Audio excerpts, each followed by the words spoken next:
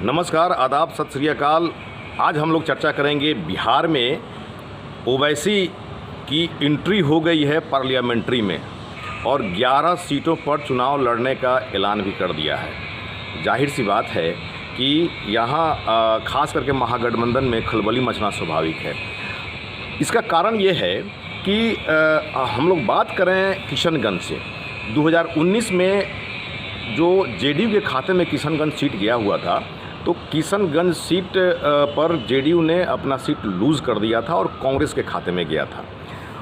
अगर बात हम लोग करें यहाँ पर मुस्लिम वोट बैंक की, तो ऐसा अमूमन देखा जाता है और चर्चा का भी विषय रहता है कि अगर क्षेत्र विधानसभा जो चुनाव होता है उसमें मुस्लिम वोट बैंक आरजेडी के साथ रहती है, और अगर आम चुनाव होता है तो फिर ये मुस्लिम वोट बैंक कांग्रेस के साथ चली जाती है।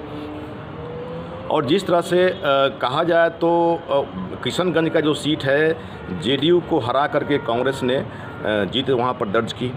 किशनगंज एक ऐसा क्षेत्र है, किशनगंज ऐसा पार्लियामेंट्री इलेक्शन क्षेत्र है अपने देश में, देश की बात मैं कर रहा हूँ, सिर्फ बिहार की बात नहीं कर रहा हूँ, देश में किशनगंज एक ऐसा पार्लियामेंट्री सीट है जहाँ पर हिंदू अल्पसंख्यक हैं। मतलब कि हिंदू की संख्या बहुत कम है और जो डाटा जो है तकरीबन 68% के आसपास में वहाँ पर मुस्लिम वोट बैंक है किशनगंज में। और जो सीमांचल क्षेत्र है, सीमांचल क्षेत्र में भी जो है मुस्लिम बाहुल्य क्षेत्र है। और जिस तरह से अगर किशनगंज की अगर हम लोग चर्चा करें तो किशनगंज, हालांकि वो पार्लियामेंट्री क्षेत्र तो 1957 में ही बन गया था, लेकिन 1967 में एक बार ही वहाँ से हिंदू एमपी हुए थे। लेकिन उसके बाद में वहाँ पर सिर्फ मुस्लिम ही वहाँ से प्रतिनिधित्व करते रहे हैं लोकसभा में।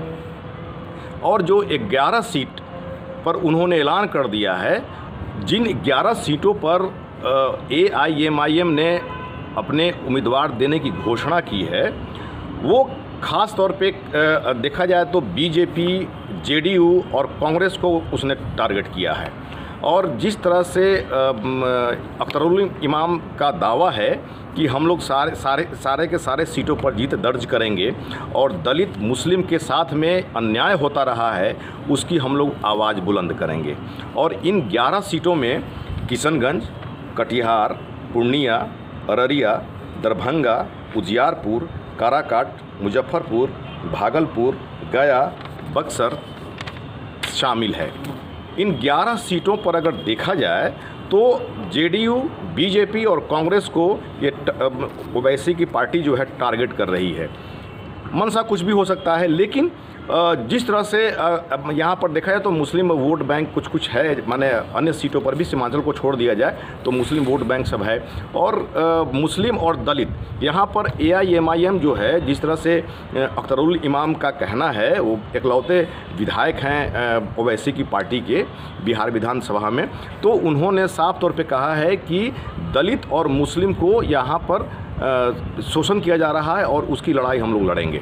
तो ये एक तरह से कहा जाए तो एआईएमआईएम की लोकसभा चुनाव में एंट्री से कहीं ना कहीं ये सियासत के गलियारे में चर्चा हो रही है कि कांग्रेस को इसका खामियाजा भुगतना पड़ेगा। और जो भी महागठबंधन के जो भी पार्टी हैं, हालांकि सभी सीट पर तो कांग्रेस चुनाव लड़ेगी नहीं, आरजेडी यहाँ पर लीड करेगी, सबसे अधिक तो आरजेडी ही चुनाव लड़ेगी। और आरजेडी कांग्रेस का जो वोट बैंक होगा वो जो है महागठबंधन में जो मुस्लिम वोट बैंक है वो जो है कांग्रेस और आरजेडी को मिलता है, ऐसा चर्चा होता रहा है। अगर ओवैसी की एंट्री हो जाती है, वैसी स्थिति में महागठबंधन की वोट बैंक प्रभावित होगा और इसका फ़ायदा कहीं ना कहीं एनडीए को जाएगा। ऐसे सियासत के गलियारे में चर्चा हो रही है।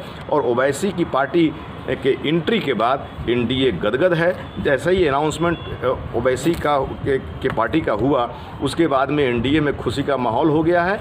और ये कयास लगाया जा रहा है कि जब मुस्लिम वोट बैंक जब खिसकेगा तो वैसी स्थिति में महागठबंधन और कमज़ोर होगी और एनडीए स्वीप करेगा। बहरहाल अब तो ये आने वाला वक्त बताएगा कि वोट बैंक का क्या पोलराइजेशन होता है, मुस्लिम वोट बैंक किधर जाता है, ये तो आने वाला समय बताएगा। फिलहाल मुझे दीजिए इजाज़त, और इसी तरह की खबरों को, बिहार की खबरों को एनालिसिस के साथ जो है आप तक लाते रहेंगे। प्रोग्राम अगर अच्छा लगे तो शेयर करिए, सब्सक्राइब करिए और लाइक करिए। धन्यवाद।